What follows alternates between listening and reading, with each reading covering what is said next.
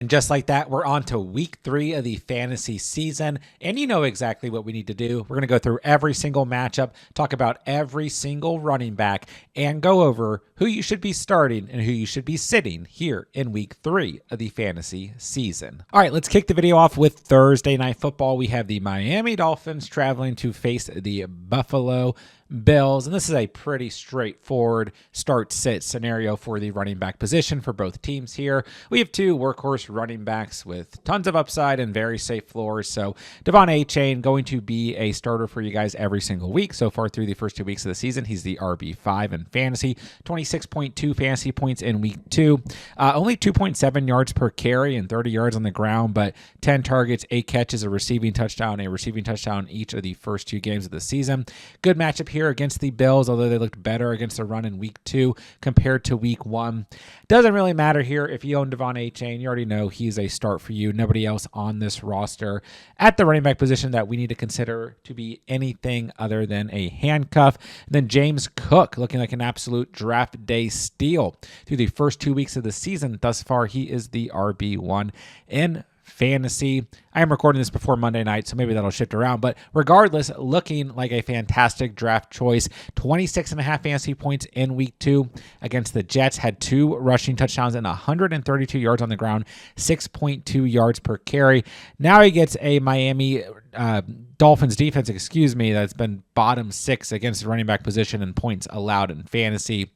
This is a great spot, even on a short week, which sometimes makes me a little bit queasy, but De'Von Achane, James Cook, absolute must-start running backs here in week 2 of the season. And I don't think this trend of James Cook scoring touchdowns is going to stop anytime soon, especially against this Miami Dolphins defense. So I'm headed straight to Underdog to take the over on James Cook to score a touchdown on Thursday Night Football.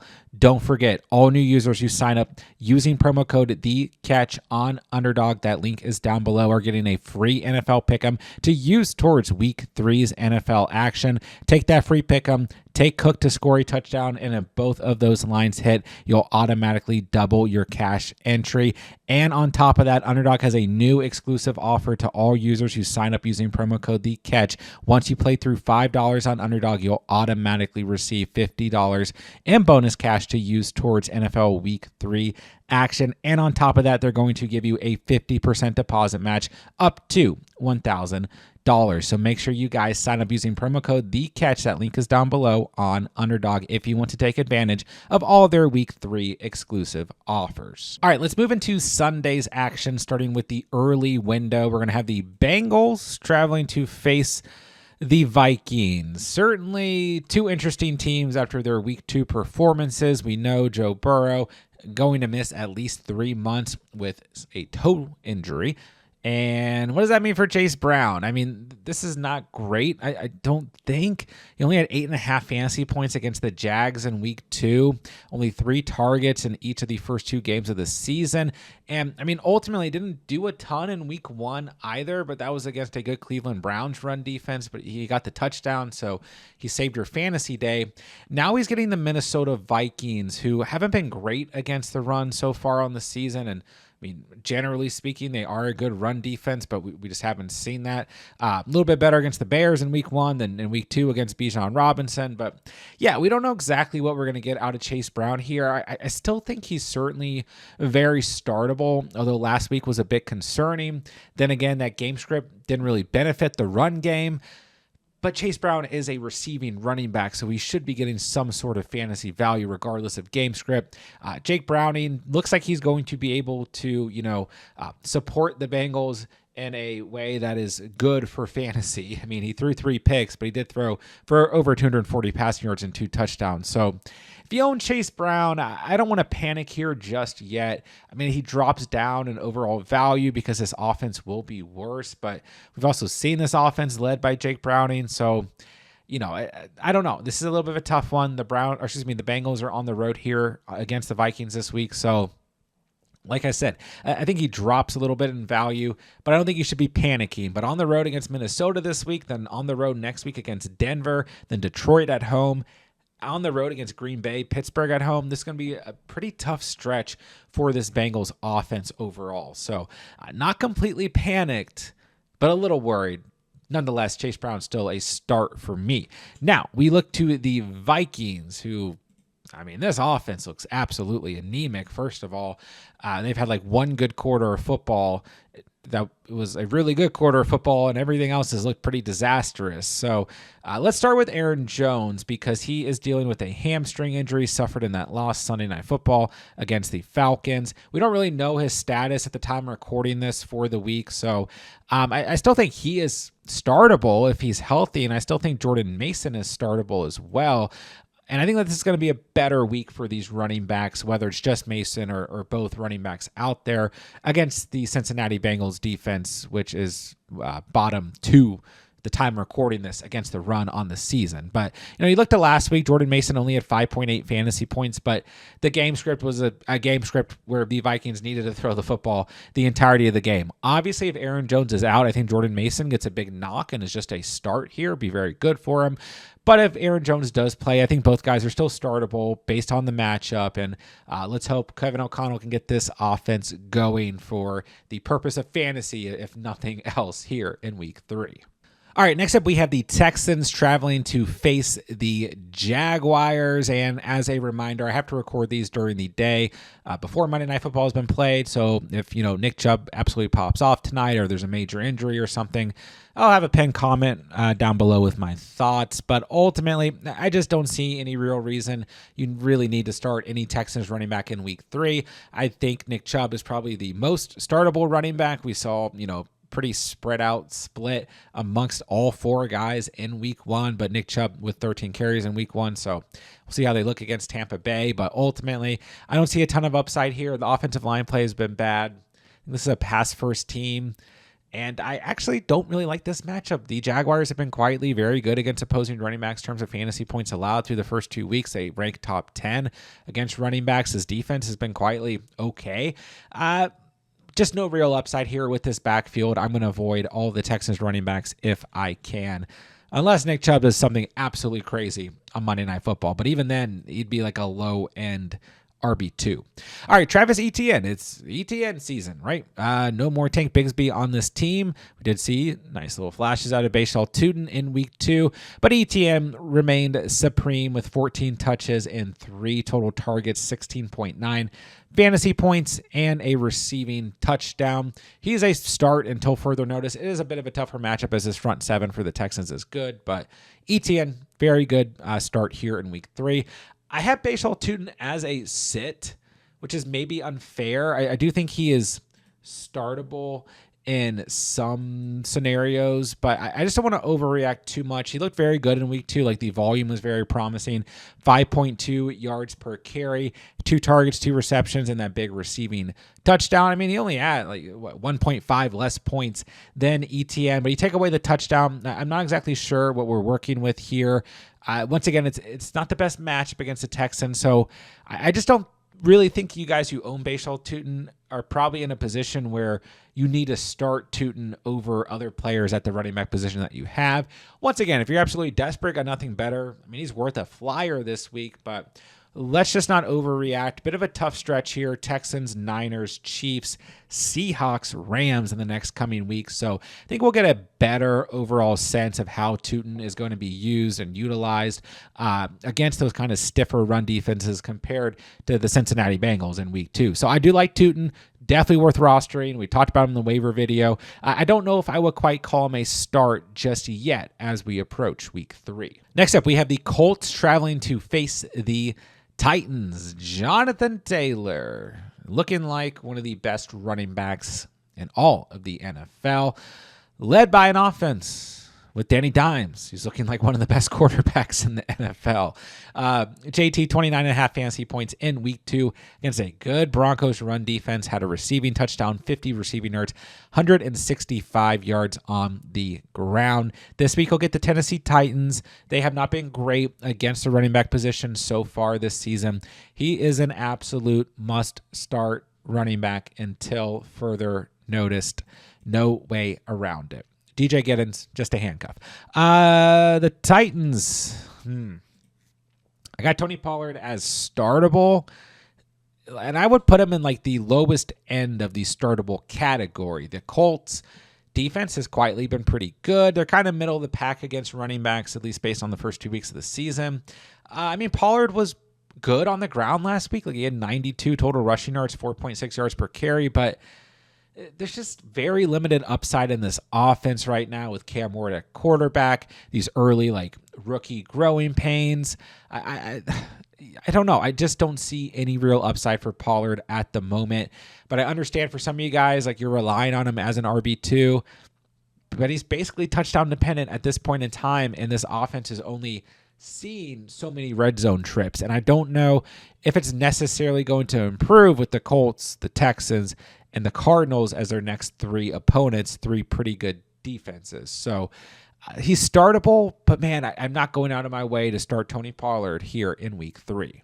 Next up, we'll have the Raiders traveling to face the Commanders. Once again, I'm recording this before Monday Night Football, so don't yell at me if something, God forbid, happens to Ashton Genty or whatever. But I think regardless, as long as he's healthy, I guess I should say, regardless of his Monday night performance, you're going to start Ashton Genty against the Commanders in week 3. This Commanders defense has been good against the run so far on the season. But I still think you got to start Ashton Genty no matter what if you own him. Very safe start here in week 3. Did see 19 total touches on the ground in week 1, 2 targets, 2 receptions. And it is a tough matchup in week 2 against the Chargers, so we'll see how it shakes out there. I wouldn't overreact if he has a lower ceiling performance in week 2. Once again, against a good Chargers run defense. But either way, he's a good start. The Commanders' defense has been good against the run, but Genty's just a very tough player to sit if you own him. And I think, once again, you probably are in the boat where you're going to have to start him. It's Bill season, though. Come on, guys. Bill. But just 1.7 fantasy points for JCM in week 2. 4.2 yards per carry, but only 4 total touches. So I would be feeling a lot more nervous going into week 3 if I own JCM if we didn't see the unfortunate injury to Austin Eckler in week 2, tearing his Achilles. He will be out for the rest of the season. I don't want you guys to necessarily sneeze at this Raiders defense. They've been pretty good against the run. I don't know if Monday Night Football is going to change that ranking. They're at least good against the run in week 1. They still don't necessarily worry me.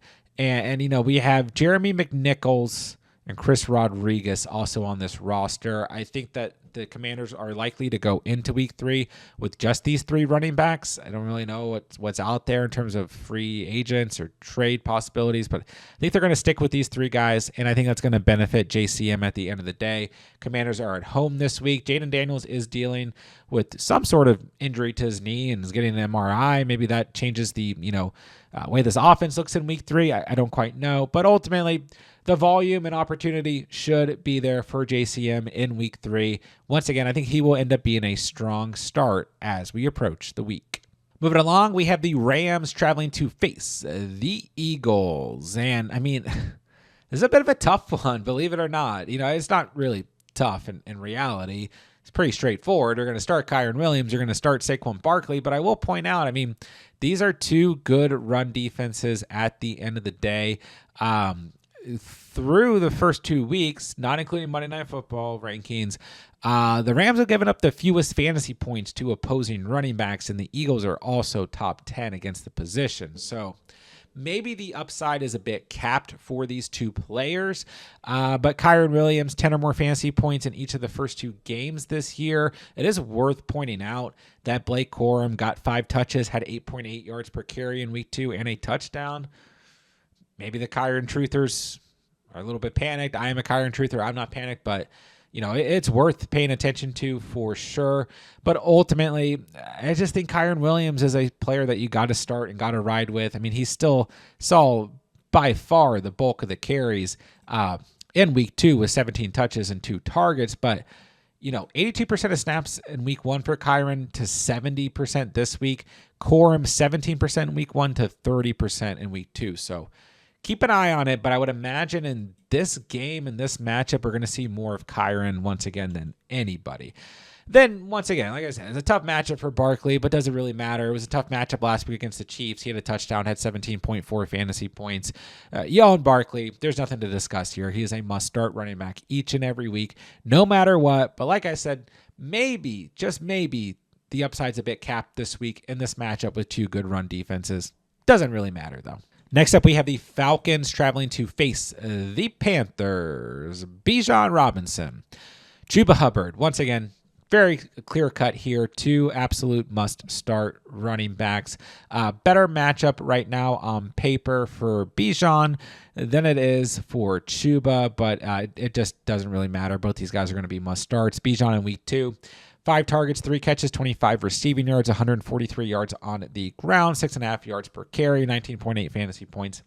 I know it's a little frustrating because we are getting some volume to Algier. I mean, he had 16 touches, a touchdown late in the game against Minnesota in week 2. He also had 10 touches in week 1. It's frustrating because Bijan Robinson could be like easily the RB1 in fantasy, but right now he's still a top 5 running back in fantasy. So I don't think there's anything to panic about, but I understand it's frustrating, but Algier is a good running back too. So it's just how they utilize this system. And it keeps Bijan fresh, if anything. I know it's frustrating. Good matchup for Bijan. Start him this week. You guys already know that. Chuba, still hanging around here in the top 10 at the running back position, has found a way to have a receiving touchdown in each of the first 2 games of the season. 17 or more fantasy points in 2 straight games. This Falcons defense hasn't really been anything to sneeze at. They are top 5 against opposing running backs so far on the season. So, bear that in mind, I guess. But Chuba still got to be a must-start running back, as does Bijan. Straightforward matchup. Start these studs in this one. Next up, we'll have the Steelers traveling to face the Patriots. Let's start with the Steelers side of things. Jaylen Warren was a player I liked a lot going into week 2 against the Seattle Seahawks. Didn't find the end zone, but had 48 yards on the ground, 4 targets, 4 catches, 86 receiving yards. And for me, he is easily the running back for the Steelers that you want to start. And I don't think any of you guys are going out of your way to necessarily start Kenneth Gainwell, who has seen some volume and even some receiving work. But Caleb Johnson, who I have listed ahead of Gainwell, not that it really matters, is probably a drop in fantasy. What are we going to do with Caleb Johnson? Is it time to panic? Yeah, it's probably beyond time. And, the fumble, or not, I guess it wasn't a fumble, but the mistake on the kick return, that led to a Seattle touchdown there. It's just not looking good for Caleb Johnson, who so far on the season has 2 rushing attempts for 1 yard. Yeah. And I think he's sitting at 0 fantasy points because he had negative 0.2 in week 1, 0.1 this past week. So, okay, it was at 0.1. I apparently can't do math, but it's not good.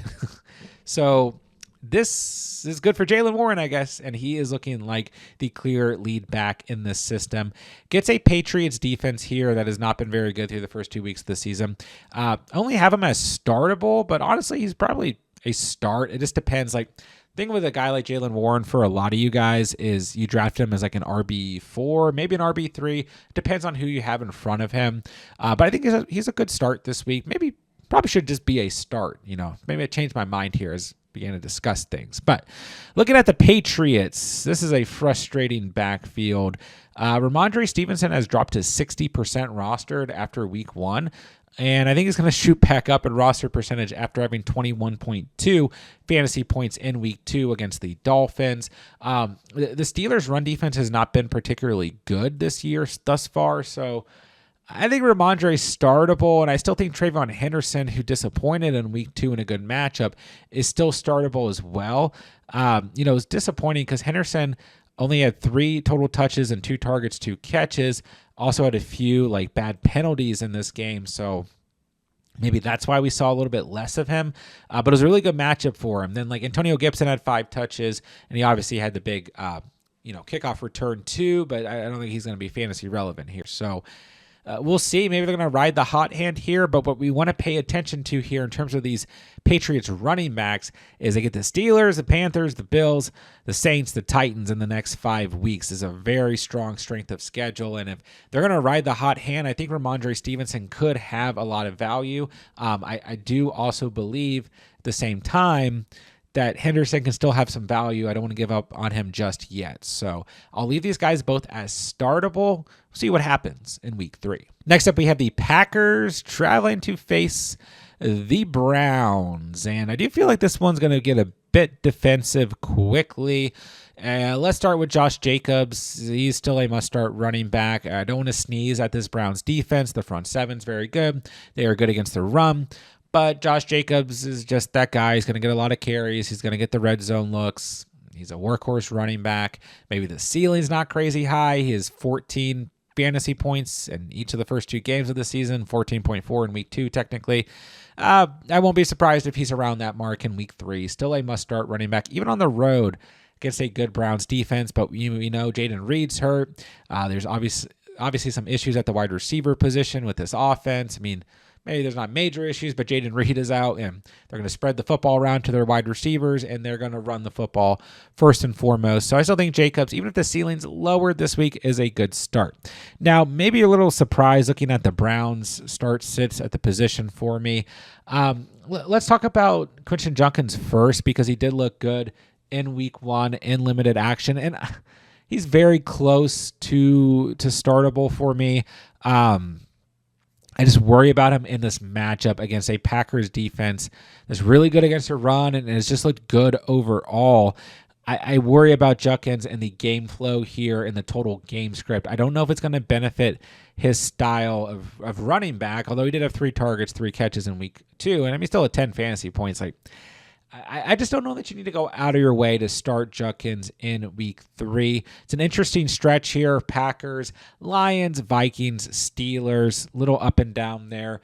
I think we'll get a good feel of what Junkins is going to be pretty soon here. But yeah, I mean, he's on the field for only 27% of snaps and still at 10 fantasy points. That is good. I'm not downplaying what Junkins did in week 2 whatsoever, but I just don't know if there's going to be a great spot for him in week 3. And I've talked a lot about Dylan Sampson over the past 2 weeks and his pass catching role. And I understand he basically scored a touchdown at the end of this game that was, almost meaningless and, from a backup quarterback and everything. But he has double digits through the first 2 weeks of the season. Barely did anything on the ground in week 2, only 1.5 yards per carry. But once again, I think at the end of the day, this is going to be a game where it's going to be tough to run the football, and the Browns are going to be forced to throw the football. That could benefit Sampson the most. It is worth noting that Jerome Ford did see some nice involvement in week 2 as well, and also had 10.4 fantasy points. But this is not really a great situation for fantasy when it comes to the Browns running backs. Obviously, a 3-way split that they want Junkins to start to take over. But at the end of the day, I think here in this matchup that is very tough against the Packers, Sampson has the most value due to his pass-catching role. But maybe we start to see a little bit more of a pass-catching role develop for Junkins, and we even saw some of it for Ford last week. So probably avoiding this backfield. But if you're desperate, I think Dylan Sampson is still startable here in week 3. Next up, we have the Jets, who are traveling to face the Buccaneers. Once again, I'm recording this before Monday Night Football, so don't crucify me in the comments if anything crazy happens to those Bucs running backs. But let's start with Breece Hall, who had a measly 5.8 fantasy points in week 2. And I thought all the Jets players were going to absolutely ball out in week 2. Did not happen. 16.5 fantasy points in week 1 for Breece Hall, but 5.8 this past week. Justin Fields is banged up, dealing with concussion. What is his offense going to look like on the road here in week 3? I don't know, and I'm a little worried, to say the least. I mean, massive week 1 for all the main starters here, Fields, Hall, and Garrett Wilson. Very bad week 2 for all of those guys. I mean, they killed you this week, or this past week, I should say. And it's tough to read this Tampa Bay defense right now because I haven't watched Monday Night Football because it hasn't been played. They kind of struggled in week 1 against the Falcons, and we'll have to see. I would imagine they play a bit better against the Texans backfield in week 2, but I don't know if I love this spot for the Jets offense in week 3. So Hall is startable still because he has that pass catching upside. And, I think if Fields is out, like maybe that in a weird way benefits Breece Hall if Tyrod Taylor, needs to look to dump the football off or whatever. I just don't know how this Jets offense exactly is going to look in week 3 and what we should expect out of them. But I'm going to leave Breece Hall in the startable category. Depends on who else you got. And I don't want to panic just yet on Hall. We got a mixed bag between weeks 1 and 2, but it's early in the season, guys. All right, once again, I don't know how the Bucs look tonight, so I am sorry, but they do get a bit of a stiff matchup against the Texans here in week 2, and then moving along here, I should say, in week 3. Look at the Jets, which is still a good matchup. This Jets defense has been bad through the first 2 weeks of the season. So I think no matter what, regardless of how things go in week 2 for Bucky, as long as he's healthy moving into week 3, he is still a must-start running back as we approach the week. And anybody else on this Bucs backfield is just going to be a sit for now. Let's move into the afternoon slate and kick it off with the Broncos, who will travel to face the Chargers. Last time I'll say it, recording this before Monday Night Football. Don't hate me if something crazy happens to those Chargers running backs. Always have a pinned comment down below if I need one, post Monday Night Football. But let's start by saying this is a bad matchup for both teams involved. Both these teams are good against the running back position. Also, although, we did see the Broncos, I don't want to say struggle, but they weren't nearly as good in week 2 against the running back position and Jonathan Taylor as they were in week 1. But this is still a good Broncos defense. We know that. So Dobbins has been an absolute draft day steal. It's just making me very happy as a player or someone who drafted a lot of Dobbins. But, just a solid floor through the first 2 weeks of the season. 15.5 fantasy points in week 2 against the Colts, 76 yards on the ground, a touchdown in each of the first 2 games of the season. And RJ Harvey just 5 touches, 2 targets this past week. Tyler Batty, or Bade, however you say it, got a little bit of involvement, 4.2 fantasy points this past week. But, Sean Payton was kind of talking him up randomly middle of the week last week. And then, that's all we got. So Dobbins, still a good start. It is a tough matchup on the road here, but I think his floor can be pretty similar to what we've seen through the first 2 weeks of the season. And right now, he's the only Broncos running back I have any interest in starting. Then Omarion Hampton, once again, we'll see how he looks against the Raiders. I would imagine was better than what we got against a good Chiefs run defense in week 1. His usage was absolutely elite in week 1. Didn't see a lot of Najee Harris. I don't really see that changing in week 2 too drastically, but I still believe as the season progresses, we will get some volume to Najee Harris. I've said that all throughout the offseason and to start the year as well. So I still think Hampton's the lead back here. Don't get me wrong. And it is a tough matchup. So the ceiling might be limited for these guys, but I think ultimately there's both going to be starts in week 3. Next up, we have the Saints, who are traveling to face the Seahawks. Let's start with the Saints side of things. Alvin Kamara still finding a way to get it done. Did have a lost fumble in week 2, but he did have 16 fantasy points, 99 yards on the ground, 6 targets, 6 catches, 21 receiving yards, had a touchdown in week 1. He's had 4 or more yards per carry in each of the first 2 games of the season. I mean, you got to keep rolling with Kamara. The offense has not looked that bad with Spencer Rattler at quarterback. They impressed me, to say the least, against the Niners this past week. And the Seahawks have been very, very bad, bottom 5 against the running back position so far on the year. So, yep, you own Alvin Kamara, you got to feel good. He is still a great start for you guys, and the only running back on the Saints that we need to consider. Now, backfield you might not be feeling as confident in as the Seahawks. As week to week, I don't know exactly what to expect out of this offense, as Charbonnet went from 10 fantasy points in week 1 to 1 fantasy point this past week. We did see 15 carries at the same time. And then Kenneth Walker, who had 5.4 fantasy points in week 1, increased to 18.8 fantasy points in week 2, 13 touches, 105 yards, a touchdown, and 1 reception. So I'm a little nervous. We could see this kind of flop between who scores the touchdown on a weekly basis and who doesn't. But regardless, it's a very good matchup, as the Saints have been very poor against the running back position to start the year, bottom 10 against the position. So the Seahawks are at home. I would imagine in this Clint Kubiak system, they still want to run the football first and foremost. So if you own Walker, I'm going to go ahead and say he's the start this week. And Charbonnet is still startable. You kind of wonder, going into week 1, was Walker still somewhat, dealing with the injury, coming back from the injury? So they used a little bit more Charbonnet, but the numbers don't really reflect that. They just used Charbonnet in the red zone. He scored the touchdown. So the split is going to be annoying for fantasy, but ultimately what we saw out of Walker against the Steelers in week 2 was encouraging. It's a good matchup. I'll call him startable, and Charbonnet in desperation zones territory is probably an okay start here in week 3. Next up, we got the Cowboys traveling to face the Bears, and this is a matchup with 2 bad defenses, at least against the running back position, but yeah, also just 2 bad defenses. Javonte Williams, talking about draft day steals. Before Monday Night Football has been played, he's the RB2 in fantasy right now. So, I think he could probably drop back a couple spots here. But ultimately, he might be literally the RB2 in fantasy going into week 3 of the season, which is absolutely nuts. He has 20 or more fantasy points in each of the first 2 games of the year.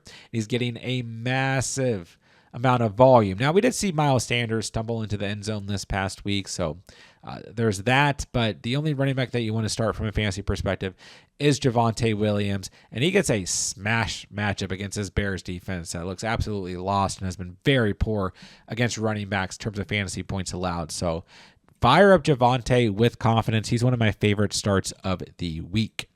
DeAndre Swift did score a touchdown this past week, had 13.9 fantasy points, 63 yards on the ground, 3 targets, 3 catches, 6 receiving yards, and did have a lost fumble as well.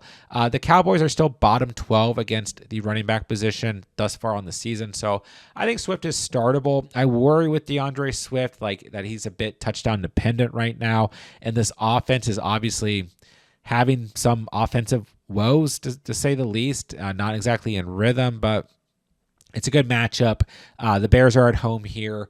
I don't want to get too crazy with Swift. I think this is kind of like the floor that we're looking at is like 10 to 13 fantasy points. And, if he has a big week against poor defenses, he can get you, a bit more than that. But I don't know there's going to be anything more than like a low-end RB2 desperation flex here on the season. So still startable, still a good matchup, but I think I prefer Javonte Williams out of both backfields here going into week 3. All right, to wrap up the afternoon slate, we're going to have the Cardinals traveling to face the Niners. And yeah, this is a pretty straightforward one as well. We're going to continue to start James Conner, who had 12.2 fantasy points in week 2, 11 touches for him, a target, a catch, 34 yards on the ground.